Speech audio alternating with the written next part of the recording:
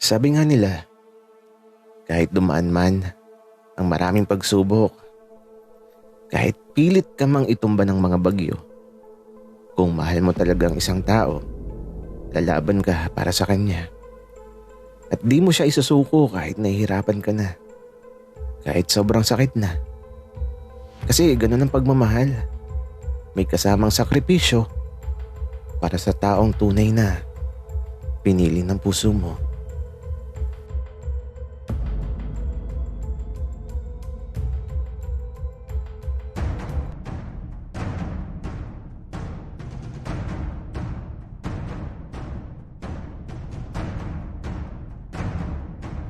Kaibigan, huwag mong kalimutan mag-subscribe sa aming channel at huwag din kalimutan i-click ang notification bell at subscribe button. Subscribe na!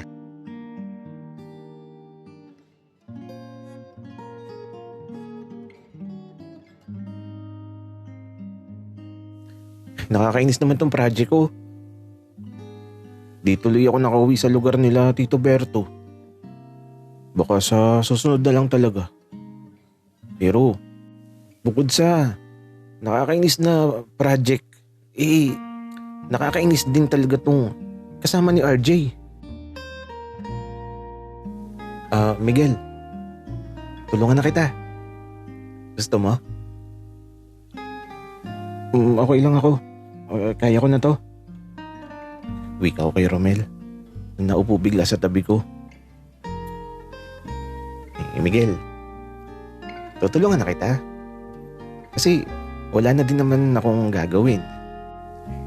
Tapos na kami ni RJ sa project namin. Tsaka para matapos ka na dyan.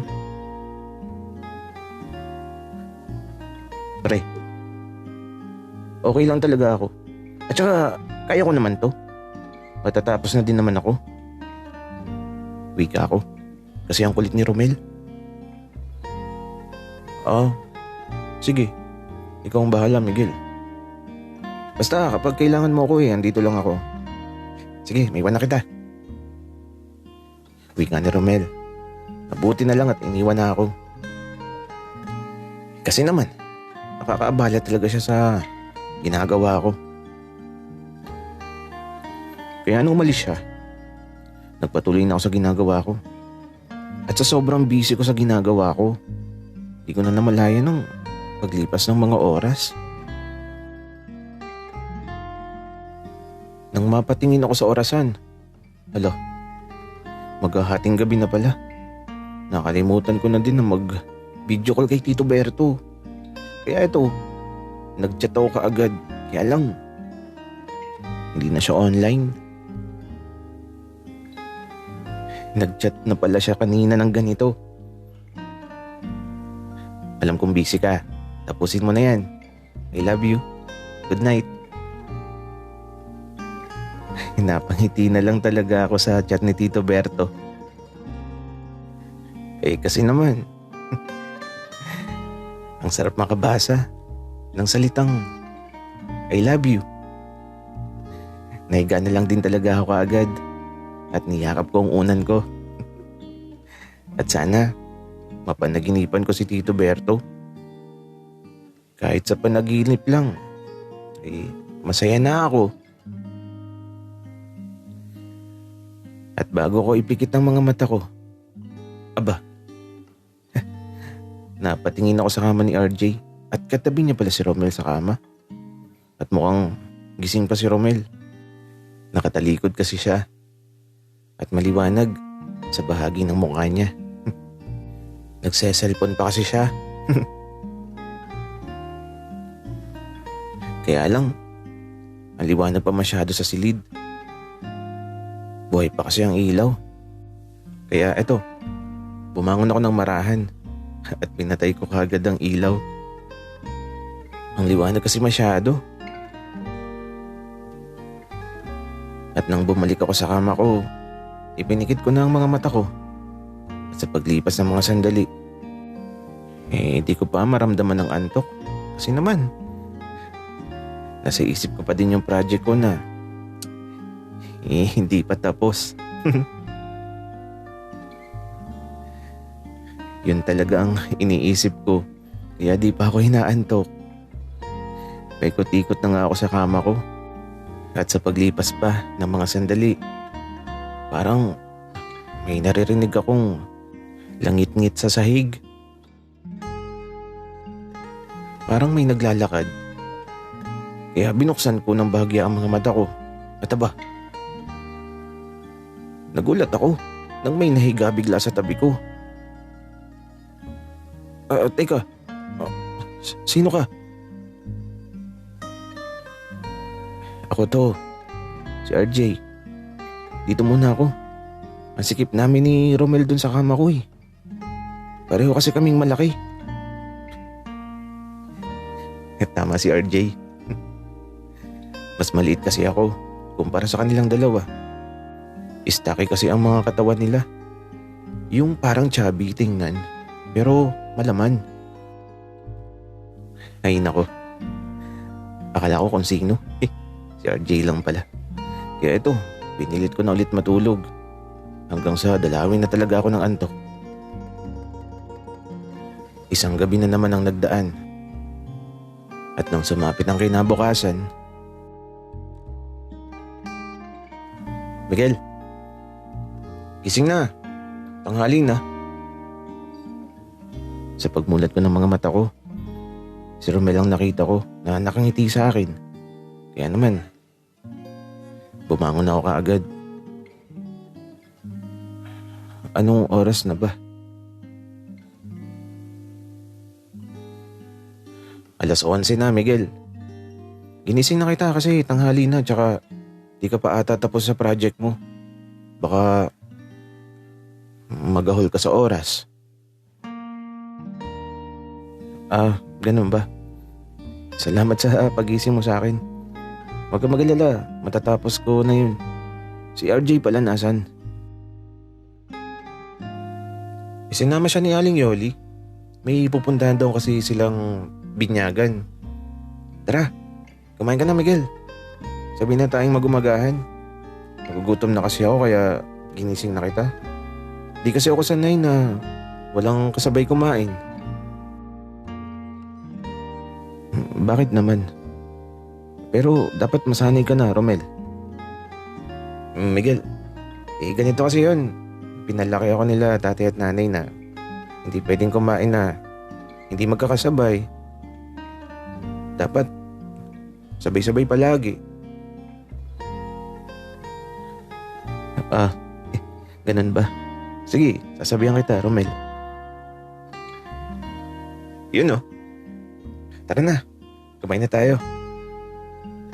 Naghain na ako tsaka nagtimpla na din ako ng kape mo, Miguel. Ganun ba? Salamat. Wika ako.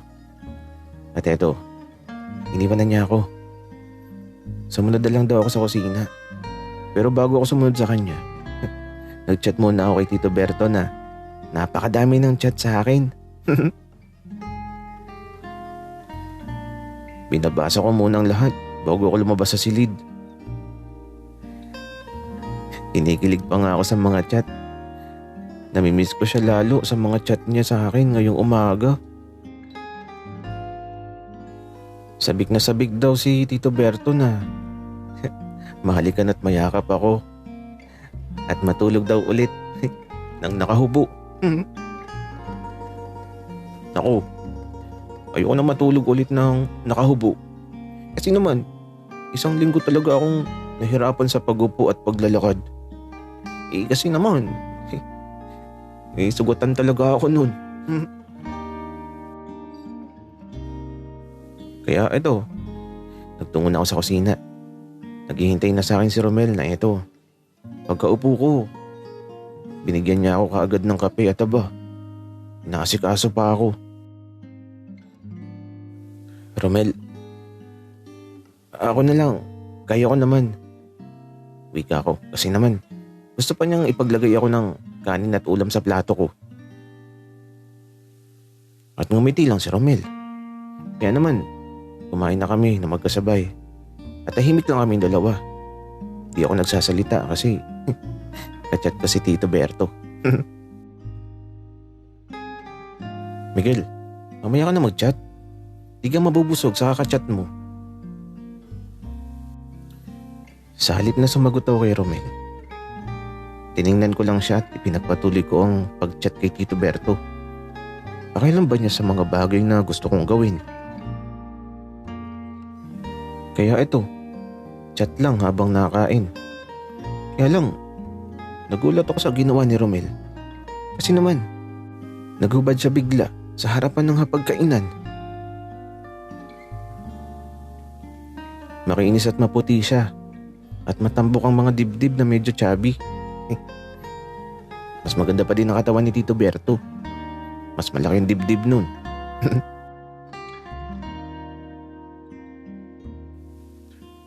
Kumakain tayo. Huwag kang magubad sa harapan ng pagkain. Wika ko, tapos ngumiti lang siya.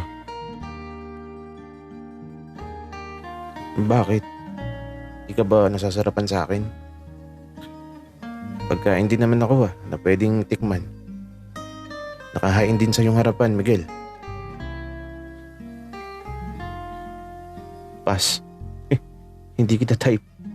Tsaka tigilan mo ako sa kalokohan mo, Romel. Huwag mo akong guluhin. Wika ako. Kaya lang natakot ako bigla kasi naman tumayo siya bigla at lumapit sa harapan ko habang nakaupo ako. At mula sa harapan ko, isang dangkal na lang talaga ang layo ng mukha ko sa tiyan niya na may mga buhok na manipis na kumakapal habang pababa sa tila ba kagubatan na nagtatago sa loob ng salawal. Miguel, sabi nila, masarap daw ang hotdog sa umagahan. Lalo na kung jumbo. Pinagpapawisan tuloy ako sa kaba. Ewan ko ba, pero natatakot ako sa nangyayari ngayon. Kasi naman, habang nakaupo ako, dahan-dahang ibinababa ni Romel ang short niya. Anong gagawin ko?